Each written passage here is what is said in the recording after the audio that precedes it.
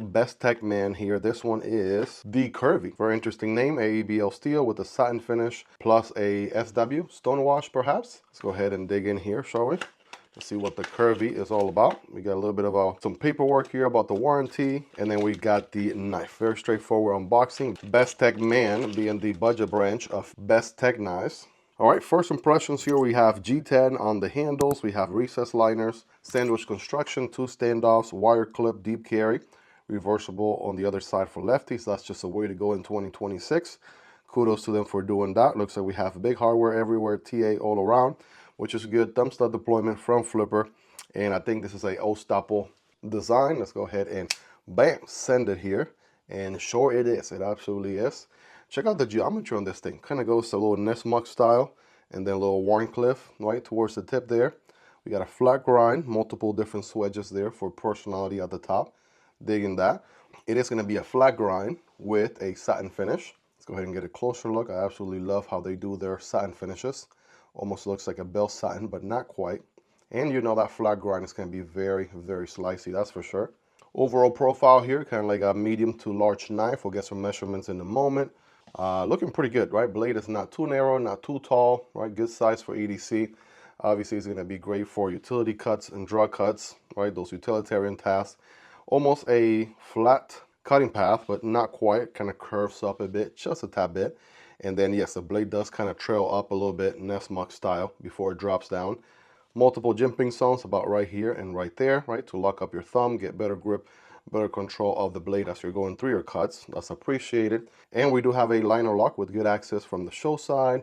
Even some chamfering and micro milling going on there. Nice and easy to disengage. Dig that. And the engagement is going to be around, you guys be the judge there, maybe about 10-15% or so. So not bad for a brand new knife. Obviously it's going to break in nicely over time. Nice drop shot action, I'll tell you what. Look at this. That is sweet. Okay, thumb stud deployment. That's solid. We can spidey flick here. Okay, I'm using the meat of my middle finger. Can I use the nail? Okay, not a lot of room there to ideally use the nail, so it's going to be a meat of the middle finger kind of reverse flick there. And we can front flip it. Yep, there we go. Nice little front flipper there. We can do, doesn't necessarily go all the way around, right? The jimping is just in the front. Kind of wish you had a little bit more jimping here going all the way around. That would have been nice. Does it affect the reach around method? Not necessarily. It would have added just a tiny bit more grip, but that works. Side of the index finger also works. Check that out. As far as ergos, we have a full forefinger grip, good hammer grip there. We have a little bit of a flat section here to forward choke if you wanted to, as long as you're being mindful of what you're doing. Handle is comfortable. Wire clip is a little bit tall for a wire clip. Kind of wish it was a little bit more flat, closer to the handle. Yeah, that's about an 8.5 out of 10 there. Reversible on the other side, like we said earlier. Reverse grip, that feels good. Friday night gas station fighting grip. That's solid. Pakal grips, right? All the grips feel pretty solid, pretty smooth with this one. And again, I like the fact that you don't have to really give it much. It just drops. Very drop shotty blade here for the most part.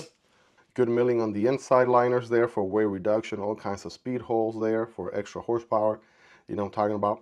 Definitely translates into a pretty decent weight EDC, right? Not too heavy, not too light.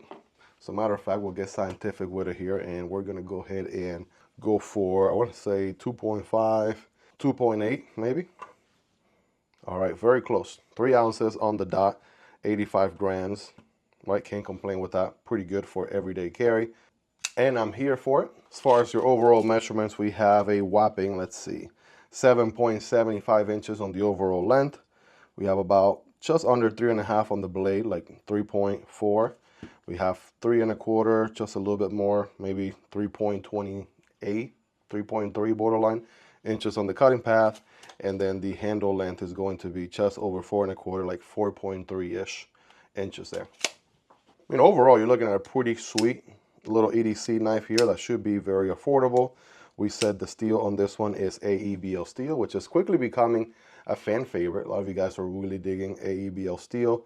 Some of you guys prefer over 14C 28N, which is everyone's favorite these days. But AEBL steel is starting to definitely make a name for itself here. Very starting to become more and more common. I think the first one I saw was Kaiser introduced it, or started using it more often, I guess, on some recent knives this year, and now I'm seeing it on more brands. Plunge grind situation about where my nail is. I kind of wish it was a little bit further back for, you know, length of sharpening life without a smile. But other than that, I mean, that is one good looking blade geometry. Old Staple always kills it with his designs. They always look very iconic, very unique to his sort of design language, if you would.